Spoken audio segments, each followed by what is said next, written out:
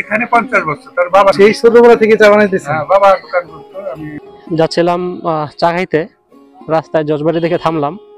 এখানে আবার কিছু লোকের সাথে দেখা হইলো। আসসালামু আলাইকুম, ওয়েলকাম টু মাই ভিউয়ার্স। কেমন আছেন সবাই? আজকে ওয়েদারটা খুব সুন্দর বিকালবেলা, আর এরকম সুন্দর ওয়েদার থাকলে আমরা যাই বাইরে চা খাইতে। মাঝে মাঝে যাওয়া হয়। আজকে ভাবলাম যে বিষয়টাকে একটু ক্যামেরাবন্দি করি, আপনাদের সাথে শেয়ার করি। তো চলেন যাই, আশা করি আপনাদের ভালো লাগবে।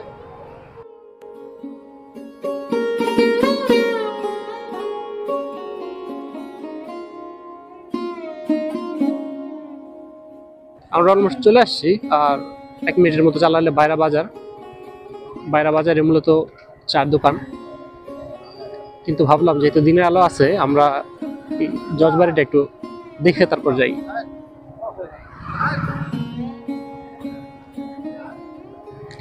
এই জজবাড়ি নিয়ে স্পেসিফিক একটা ভিডিও আসবে আপনাদের জন্য।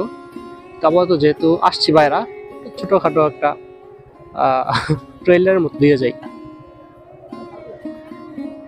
আঙ্কেল, জজবাড়ির নামটা তাহলে কিভাবে হয়েছে?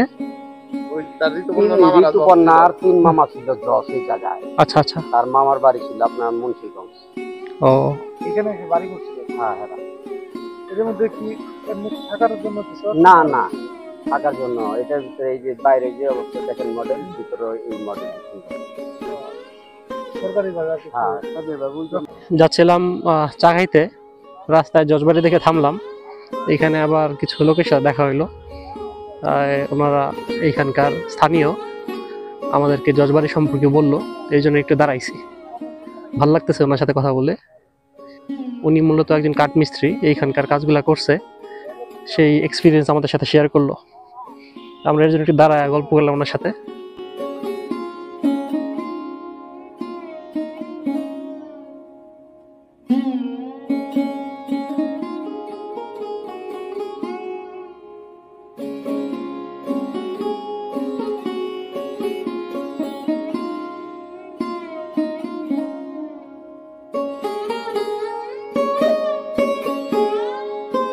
এখানে জমিদার বাড়ি, জজবাড়ি দেখলাম, এলাকার লোকজনদের সাথে কথাবার্তা বললাম। এখন আবার আমাদের আসল গন্তব্য, অর্থাৎ চা খেতে যাইতেছি আমরা। কোনো একটা জায়গায় আসলে ওইখানকার লোকাল যে লোকজন আছে ওনার সাথে কথা বললে অনেক কিছু জানা যায়। আমরা এই জজবাড়িটাকে বাইরের একমাত্র জমিদার বাড়ি হিসেবে জানতাম, কিন্তু ওনারা বললো এইটা ছাড়াও আরো 3টা না 4টা জন জমিদার বাড়ি আছে এখানে। মানে আছে বলতে ছিল, এখন নাই, হারাই গেছে কালের গর্ভে। যেগুলো আমরা জানতাম না। তো এই জন্য কোথাও গেলে আমরা চেষ্টা করি ওইখানকার লোকাল মানুষদের সাথে কথা বলতে। কথা বললে অনেক কিছু জানা যায়, যেগুলো আমরা নিজে নিজে এক্সপ্লোর করতে পারবো না। তো যাই হোক, কথা বলতে বলতে চলে আসছি বাইরা বাজার। চলে আসছি আমরা আমাদের গন্তব্যে। ওই যে ভিতরে বসে আছে কাকা।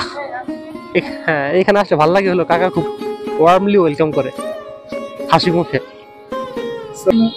মতো চালে চা বাড়ি মরিচ চালতে খাওয়া দিতে পারি। এখানে 50 বছর তার বাবার সাথে দোকান করছি, আরো 10 বছর।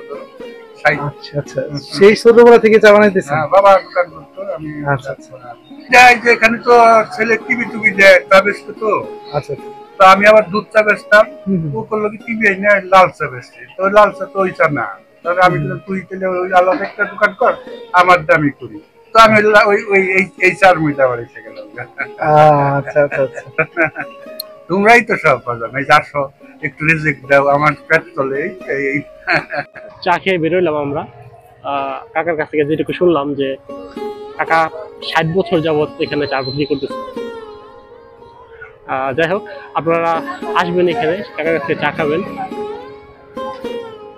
চা খুব ভালো হয়, মানে আমাদের কাছে ভালো লাগে। আপনি যদি খুব বেশি এক্সপেকটেশন না রাখেন, নর্মাল এক্সপেকটেশন নিয়ে আসেন, তাহলে আপনার কাছে আশা করি ভালো লাগবে। তো অন্ধকার হয়ে আসছে, আর বড় না করলাম ভিডিও। আজকের ভিডিও এখানেই শেষ করতেছি। পরবর্তী ভিডিও আসা পর্যন্ত সকলে ভালো থাকবেন, সুস্থ থাকবেন। আল্লাহ হাফেজ।